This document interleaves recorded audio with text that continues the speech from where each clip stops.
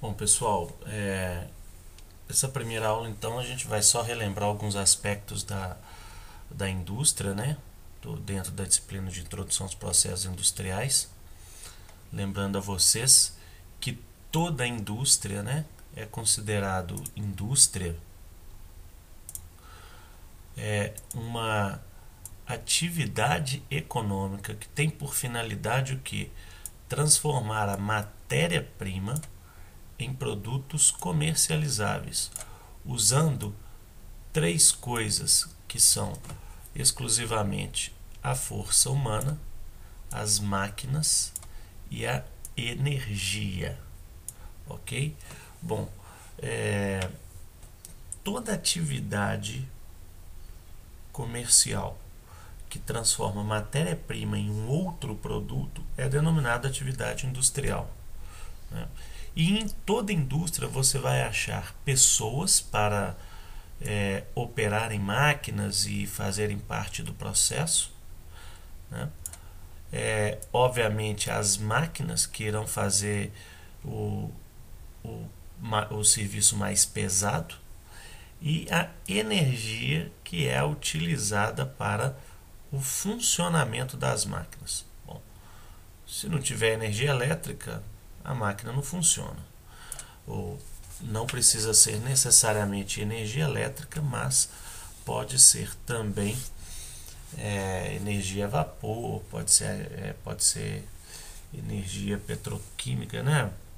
Combustíveis, né? Enfim. Mas vamos lá. Lembrando dos setores da economia, ok?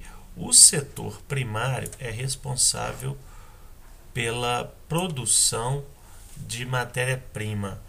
Essa matéria-prima ela pode ser vegetal, né? Mineral, pode ser orgânica, né? Mas também pode ser artificial. Por exemplo, quando você industrializa computadores, você utiliza de matérias-primas superficiais, né? Que são a placa-mãe, os transistores, a fiação, enfim. Aquilo ali não tem nada de natural. O setor secundário, que são as indústrias propriamente dito, e o setor de serviço, onde o engenheiro pode estar então atuando principalmente com educação, aqui por exemplo com venda técnica, né? Trabalhando também nas áreas de fiscalização, enfim. A economia do país ela é dividida nesses três setores, ok? É importante saber que você, independentemente da formação, pode atuar sim dentro dessa área do setor primário, que é o setor de fornecimento de matéria-prima. Inclusive, há uma escassez tremenda de matéria-prima profissional, de material humano profissional que tenha pleno conhecimento nesse setor primário aqui, que é o que vai garantir lá na outra ponta a qualidade do produto industrializado, né? Quanto melhor a matéria-prima, melhor é a qualidade do produto industrializado. Ok? Então tá.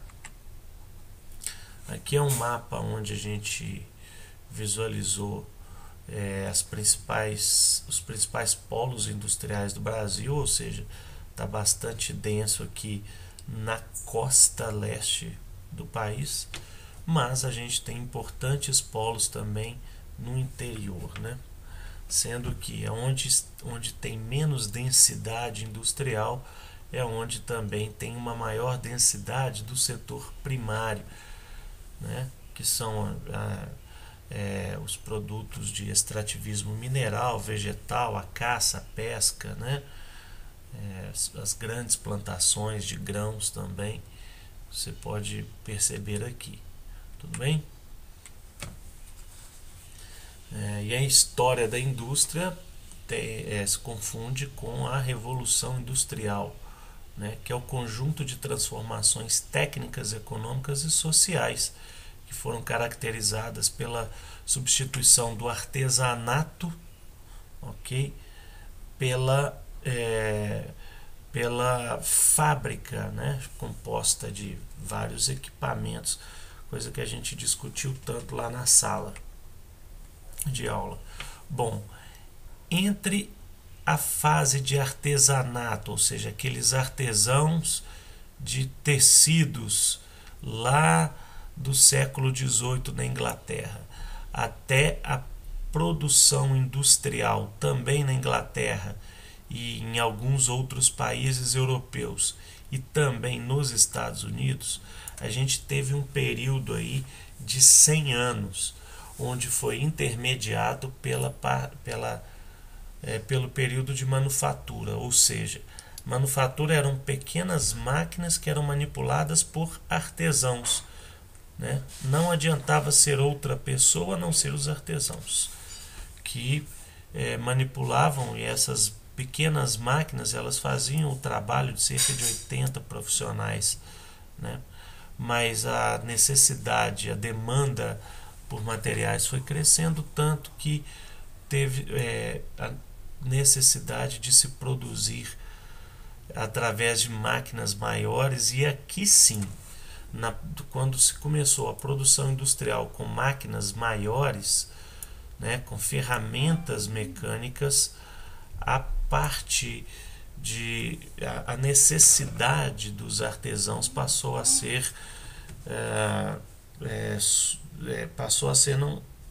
não ter tanta importância, ok? Então aqui eu não podia contratar trabalhador braçal, era só artesãos. Aqui um artesão fazia o papel de vários artesãos, mas ainda necessitava do artesão. Aqui não, aqui qualquer trabalhador treinado conseguia manipular as máquinas, ok?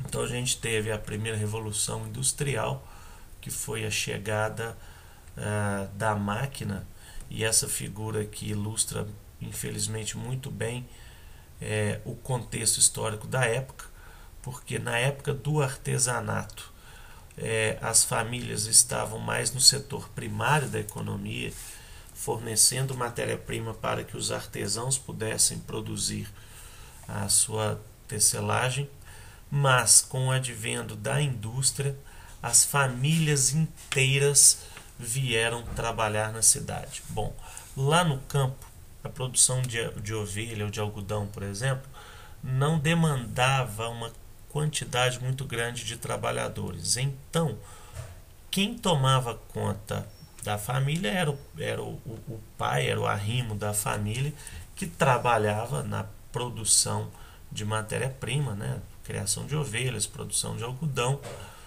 e as famílias ficavam em casa lá apenas consumindo o dinheiro dos pais. Bom, quando chegou a fábrica, todo mundo desceu para a cidade, e aí as mulheres, inclusive filhos, as crianças também foram todas trabalhar nas fábricas, o que ocasionou um problema social muito grande, né?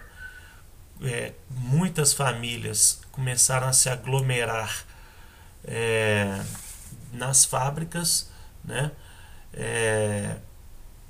Foi aqui que criou-se então as máquinas a vapor, ou seja, tanto as máquinas dentro das indústrias como a locomotiva para poder transportar toda a produção têxtil, né? Antes não tinha, não tinha um volume muito grande por causa da produção artesanal, hoje não, tá? E o acelerado êxodo rural, ou seja, todas as famílias saíram do campo e foram trabalhar nas fábricas, ocasionou um sério problema nas cidades, nos grandes centros, né?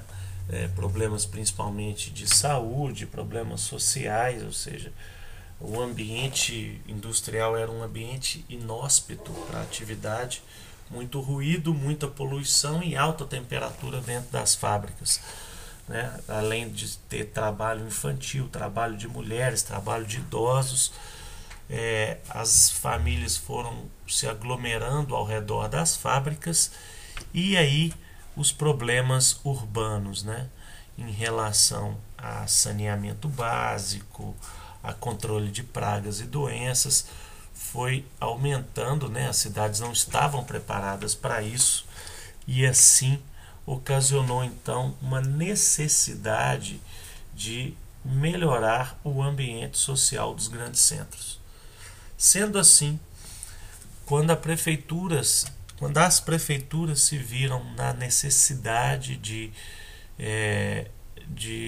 melhorar o desenvolvimento urbano da cidade, né, houve então a necessidade do crescimento das indústrias da construção civil, né, indústria da saúde, indústria da construção civil, enfim, a necessidade da ampliação industrial nessas áreas, né? Tanto assim que o emprego da energia elétrica e o uso do motor a explosão, que são os motores por combustíveis fósseis, né? Foram necessários para a ampliação da demanda, né? E foi aqui então que também se inventou nessa época o telégrafo para diminuir a distância entre as populações, né, melhorar a comunicação entre as populações, né, e o ritmo industrial ficou acelerado até por causa da demanda por matéria-prima da construção civil ser muito grande, tá? Então alguns cientistas também passaram a se debruçar em elaboração de máquinas que fossem cada vez mais capazes de reduzir o que?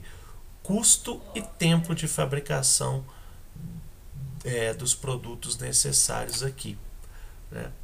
Então houve a ampliação da fábrica, mas principalmente foi nessa época que a produção de material para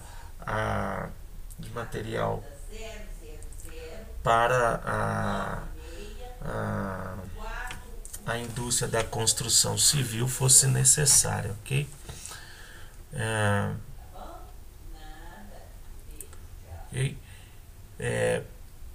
E por causa desse aumento de demanda, né, a indústria cada vez mais crescida, né, desenvolvida, houve então o descobrimento, em meio a tudo isso, né, a invenção do automóvel, que revolucionou, dentro da segunda revolução industrial, toda a forma da população se locomover em distâncias maiores, que até então era apenas por máquina a vapor. Agora a população tem carro, e se a população tem carro, a demanda para fábricas de borracha, fábricas de metal, de aço, as próprias fábricas que levam em consideração a eletricidade, ou seja, fábricas de motores, tudo relacionado à indústria automobilística, incluindo a de infraestrutura para os automóveis, que são a fábrica de asfalto, né? Ela teve uma importância muito grande, uma ampliação muito grande nessa fase da revolução industrial. Bom, se eu tenho carro, eu preciso de fábrica de pneu, fábrica de lataria, fábrica de couro para banco, fábrica, enfim, de qualquer coisa relacionada à indústria automobilística, e também eu preciso de gasolina. Para isso, eu preciso de petróleo, e para isso eu preciso de uma refinaria. Então, nessa era da segunda revolução industrial, aconteceu a chegada das refinarias de petróleo e a introdução dessa importante fonte de energia fóssil em nossas vidas, que faz parte da nossa sociedade até os dias de hoje, né? Recomendo a vocês também assistirem trechos do filme Tempos Modernos no YouTube, de Charles Chaplin, né? E a terceira revolução industrial aconteceu no período de pós-guerra, que tem início aí na década de 1950, um pouco antes, né, impulsionado principalmente pela queda da bolsa, queda de 29, né? Aquela crise de 29 nos Estados Unidos, teve uma quebradeira geral no mundo. Ocorreu então a disseminação do sistema de produção em massa da indústria automotiva, né? Ou seja, a indústria nasceu na segunda revolução, mas cresceu e se tornou muito grande durante a terceira revolução industrial, né? Tudo que envolve a produção automobilística e de infraestrutura se desenvolveu muito depois da Segunda Guerra Mundial, durante a terceira revolução industrial, tá? Hoje em dia, o que a gente tem? A questão da globalização, né? Uma demanda que antes era local, agora passa a ser global. Eu posso vender qualquer coisa para qualquer país do mundo, desde que eu tenha contratos assinados que não ferem as legislações de todos dos dois países, né? Mas por causa dessa demanda, a necessidade de se produzir cada vez mais e mais rápido levou então a avanços na área da automação e informática. Ou seja, a tecnologia está cada vez mais crescente e a demanda por mão de obra especializada cada vez maior, né?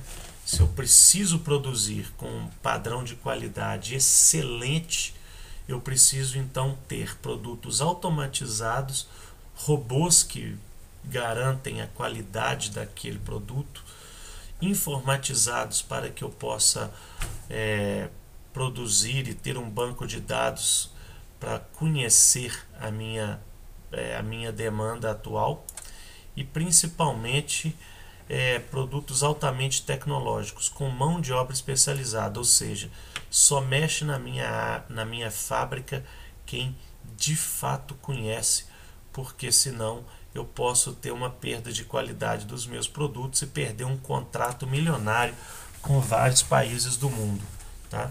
Por conta disso, a necessidade de muita mão de obra, principalmente dentro das indústrias e principalmente no setor de logística, né, passou-se a ter então a necessidade de terceirização de mão de obra, de recursos humanos. Por quê? Com o aumento da produção industrial veio também as leis trabalhistas, que vieram para favorecer os trabalhadores, os operários, né, uma lei extremamente importante, mas também gera um custo muito grande para as indústrias de hoje em dia, né? Então, as indústrias hoje elas terceirizam, e é muito comum você ver funcionários terceirizados, ou seja, eu sou da empresa A, mas trabalho dentro da indústria B, prestando serviço para essa indústria. Quem paga meu salário não é a indústria B, mas o meu patrão está na empresa A. Eu presto serviço para B, mas quem me paga é a A. Então, se tiver qualquer problema comigo lá na indústria B, quem é responsável pelos meus direitos trabalhistas é a empresa A, tá?